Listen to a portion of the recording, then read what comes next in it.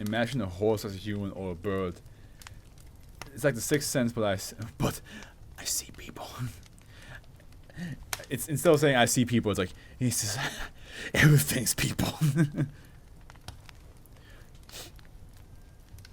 Yeah. Horses will not happen as much because it's in the middle of the ocean, unless somebody decides to bring a horse out there through like ship transfer. But like yeah, a bird could happen. A bird could happen. A bird could just fly over the cone area, and you just look up and you just think there's a human being just like flying around. And you're like, how in the?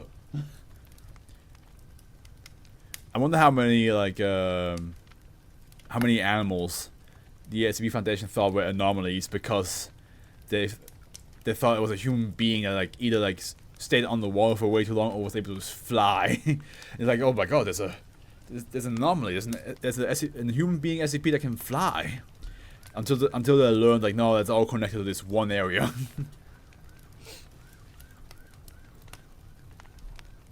Okay.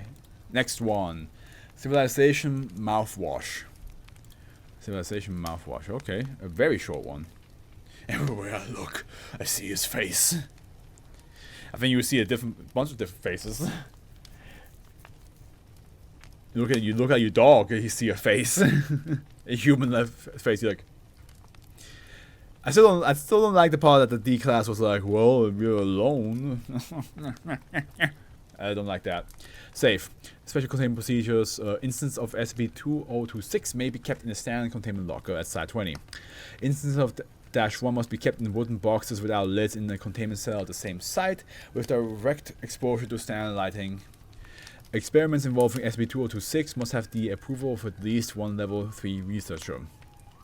Description: SCP-2026 refers to a collection of mouthwash products labeled on the packaging as Wilson and Wong's Fun Size History. Currently, 135 bottles are possessed by the Foundation.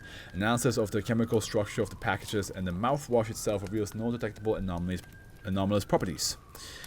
15 flavors of SCP-2026 have been identified by the Foundation. 10 of these flavors have names corresponding to past human civilization, while 5 flavors have names referring to fictional literary civilization. Hey yo, you want to like do you want some of do you want some ancient Egypt mouthwash, or do you want ancient Greece?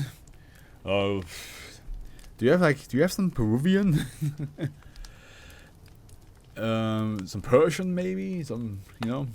SCP-2026 anomalous properties will manifest when utilized for mouthwashing by a human. Approximately 2 hours after use, one of the user's teeth will fall out, with no apparent pattern to the specific tooth selected. After 3 days, the lost tooth will regrow itself in the subject. Over the next 7 days, the fallen tooth will suffer a transformation. Sections of the tooth will gradually be converted into a varying number of small, sapient human figures made out of pulp and enamel. God, I'm sorry. I know. I'm embarrassed. Enamel. Enamel. Enamel. Enamel. This phenomenon will only occur if the affected subject regularly practices good dental hygiene. If not, the transformative process will cease after several days. These figures here after this designated -1 will begin to build complex architectural structure out of the affected tooth. The nature of -1 and the structure depends on the flavor of SCP-2026 used. So they will rebuild that civilization with your tooth. Honey, calm down. Have your Gotham City mouthwash. Wait, so I could have a mini Batman. Don't be embarrassed. We all have our time to learn more. No, you would have a mini Gotham, but you won't have a mini Batman. I don't think so. I think it just builds the civilization of Gotham. So you would have like a small crime city made out of your tooth. But I don't think you would have specifically Batman as a vigilante just flying around. This sounds like some meat canyon shit. I mean, meat canyon does read SCP, so I would not be surprised if he got inspired by this. not this one specifically, but just SCP in general. Instances of -1 are capable of speaking, writing, and reading in a language corresponding to the flavor civilization. Instances of -1 will continue to build more structures out of nearby solid materials, including plastic, concrete, steel, glass, paper, and electronic devices. Hey, don't you fucking dare take my PS5 apart for your shit, for your mini city. Instances of -1 will not build structures out of any living tissue. In addition to human flesh, the only other material encountered so far which is not converted by instances of -1 is wood, which has proven effective at preventing the expansion of -1. We'll build this city on tooth and tooth. This could win every school project. It absolutely could. Imagine.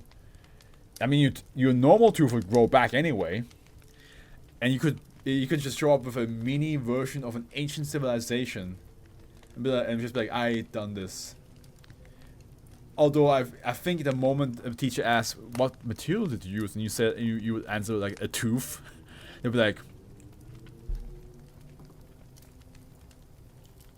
now what kind of fucking serial killer beat is this shit?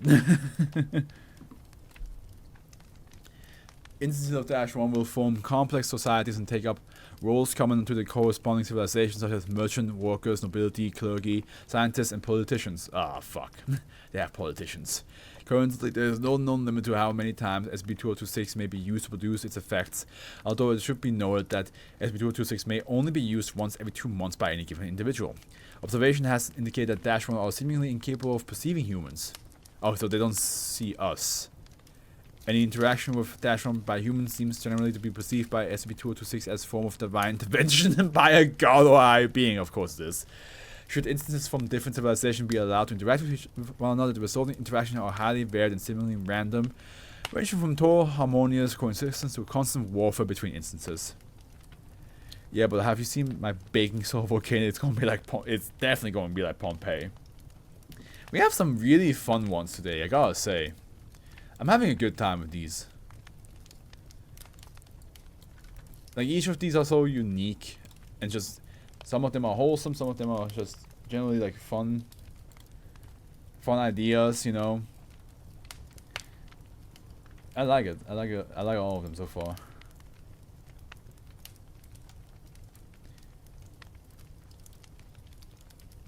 Yeah, it's not too much lately, but pretty cool.